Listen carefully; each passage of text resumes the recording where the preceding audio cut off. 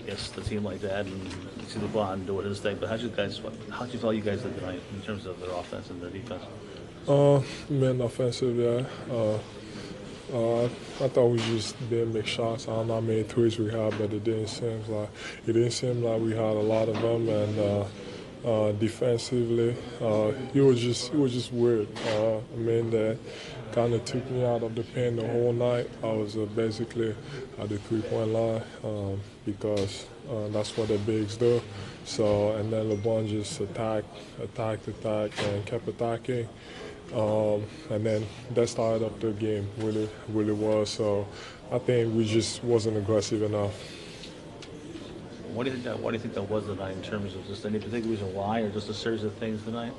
No, everybody was pretty excited going into this game, myself included, because they went to the conference finals the last 3 years. So, but I thought we wasn't just aggressive.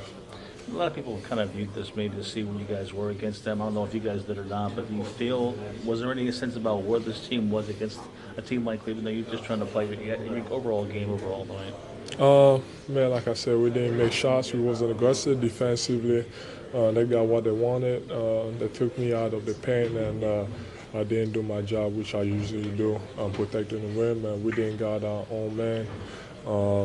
So there's a lot of stuff we gotta get better at, and I think, I hate losing, but I think that's actually good that we got our kick, so we can go back, learn, and know that we can't take any days off. We can't feel comfortable, and we just gotta keep working hard and keep getting better.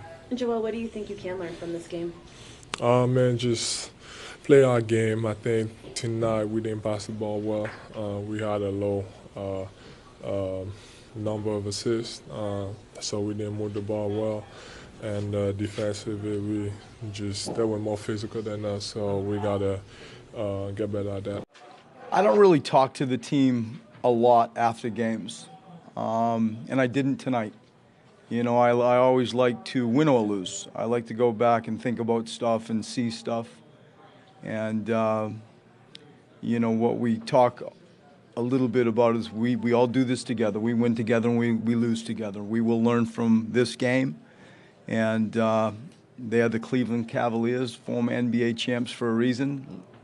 And we'll learn from this. What was the difference in this game from all the way that you guys had been playing leading up to this? I think if you go back to, say, the third period, and I don't remember the exact time, but I believe we cut it to 3. And I think Joe scored, and we cut it to 3, and then, Korver comes down and bam, and then Channing Frye comes down and bam, and then, we had a turnover along the baseline, and they punished us, I think, with a back cut by Jeff Green. And you could feel the game just pivot. And it reminded me a little bit of at Golden State. We look up and it's 76-74 and earlier than 3 minutes, probably 5 minutes, but thereabouts, and the game pivots. And teams like that do that to you. We didn't play well. We didn't play well on either side of the ball. We give them credit. We give them credit, but we go away feeling like this is not who we are. This isn't who we are. Say you learned something from this game. What do you think the biggest lesson is?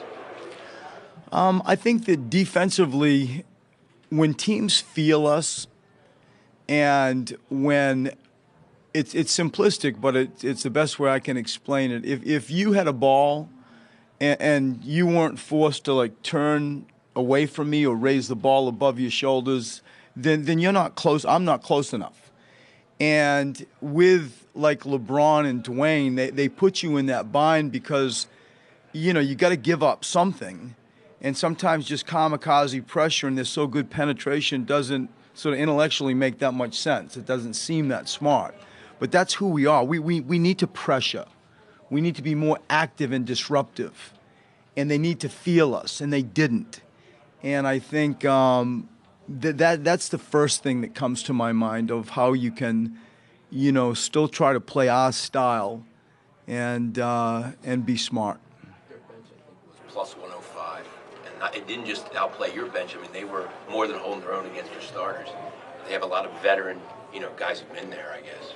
Oh yeah, I mean, look at Korver, Channing Frye, Dwayne Wade, Jeff Green's a good player, and they're a good team. I think Ty does a great job coaching them. They play late in May and June, lots of years in a row, and they're good for a reason. They started out the year and probably felt bored, then all of a sudden, they have some team meetings and remember who they are and read their resumes and win 7 in a row and now 8 in a row. And we felt all of that. I give them, a bunch of credit for us to be able to have played Golden State, a few times, and Houston a few times, and now Cleveland. That's royalty. That's NBA elite. And tonight we did not play our best basketball at all. You're all going to look down and see what did we shoot from threes. We were 3 from. It's hard to do that. We were 3 from 28 from threes, and on both sides of the ball we struggled. Do you have a sense of why it was so difficult for you guys to shoot from deep tonight? I think it's just one of those nights. We're the 9th best team shooting threes in the NBA.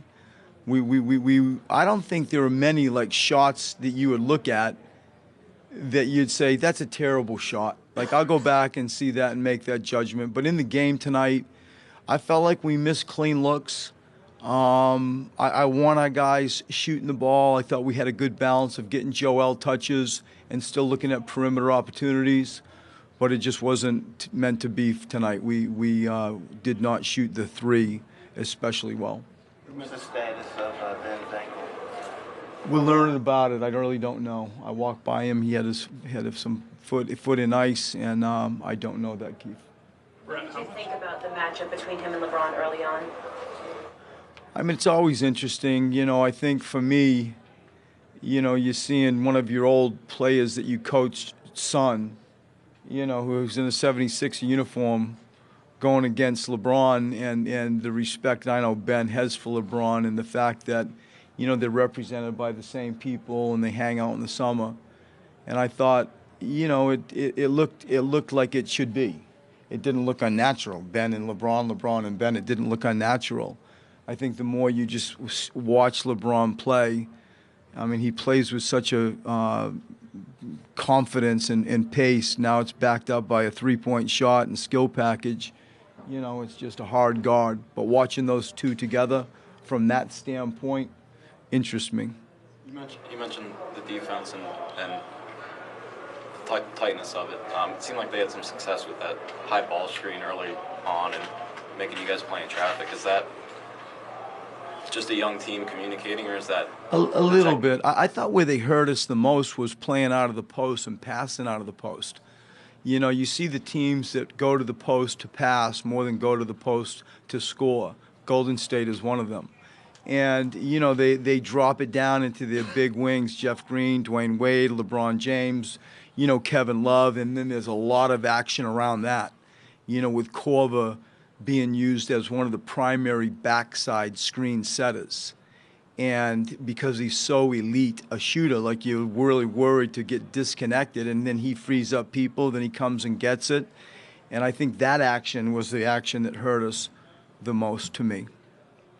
Speaking of the post, Joel had 31 points. He had that great third quarter, but it seemed like he was kind of settling for shots in a way that you might not have expected in the first half. What did you think of his offensive game? I think that he's got such a variety of abilities that to think oh, you're 7'2", just be a back to the basket post player and you're just Shaquille O'Neal is at times, what I want him, to be, but I recognize he can do so much more. And when you look at the metrics, they are efficient shots. His ISO, his turn and face at what we call the Malone line, is a 51% shot. I thought he did a really good job of mixing up different looks, from perimeter to the ISO to getting deep catches on paint touches. I thought his third period was especially effective. I'm always challenged because you feel like the game's in the balance. And normally I don't sub him like I did in the third period. I get him out quick, and then I bring him back to end the period. And you could just feel like he was rolling. The game was about to change, and it did. We got it to 3. And I thought that his third period had a greater variety and especially tilted toward paint touches more than the first half. You find this team to be an especially difficult defensive matchup with Love and Fry pulling Joel away from the rim, and then just having so many 6'6", 6'7" guys that make it kind of difficult across the board. Completely. They are a very unconventional team in a bunch of ways. They're very unconventional, especially the way they start with Kevin Love at a 5, and to your point, lots of variety, versatility with big wings. They make you stay up late at night wondering how you're going to guard different pick and roll situations. I said to the room earlier, like you're always trying to string a line through simplicity so the players aren't hearing, calculus on different ways you guard this pick and roll and that pick and roll. You want to find something that sort of has a symmetry and a sound reasoning of how you're going to guard a pick and roll to start with. And I felt like we did do that, but I didn't think we did it with much pressure. And your point about Kevin Love being, pulling Joel out is true. And, that's a difficult assignment for Joe.